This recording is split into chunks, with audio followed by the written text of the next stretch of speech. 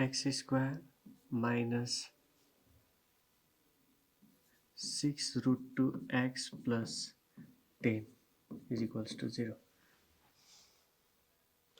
One question is there, x square minus 6 root 2 x plus 10 equals to 0. We are going to find it out its root zeros using factorization.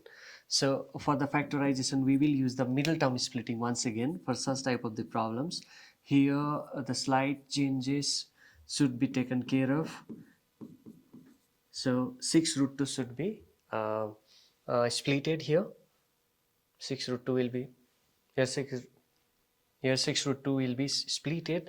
So sign first plus into plus plus. So with the addition we are supposed to get the 6 root 2. But the problem is that in the first there is 1 constant, at the end there is 10. So it gives us 10. So factors of 10 are 10 ones are 10 and another is 5 twos are 10. 10 plus 1 will not give us 6 root 2. 5 plus 2 cannot give us 6 root 2. Now how to get that 6 root 2 is further divide this 2. Root 2 multiplied by root 2. So now there is 5 can be broken like this, 5 into 1. So one of the factor is 5 root 2, another is 1 root 2. Now take this one. So here we will write it down, 5 root 2 plus 1 root 2 is square root 2. So here we will get the solution. Addition of this gives us 6 root 2, x square minus 5 root 2 x plus into minus minus square root 2 x plus 10 is equals to 0. Again you look at here, the common here is x. So x minus 5 root 2 will be there in the bracket.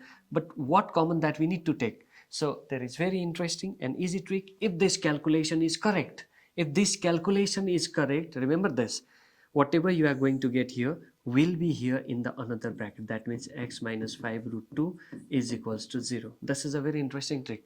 Now just compare the coefficient of x. The x has coefficient root 2, here is 1, so that square root 2 should be outside. Check it out, you will have a same inside the bracket. So we will put one of these two in a bracket and another remaining in the another bracket is equals to 0. Then what we need to do, either x minus 5 root 2 is equals to 0 or x minus root 2 is equals to 0. So from here the value of x is 5 root 2 and from here the value of x is square root 2. So these are the two roots of a quadratic polynomial using middle term splitting. Now directly we have obtained this part here. So to get this, look at here, x square minus 5 root 2x minus square root 2x. So 10 can be written as from here 5 square root 2 into square root 2. Now look at here, from this 2 we have x as a common. From this 2 you can see that square root 2 as a common. If minus is taking outside, so the sign of the parts that we have inside should be changed. So we will be getting this. So this is one of the very interesting question, and this is one of the most important question for the CBSE class and board examination.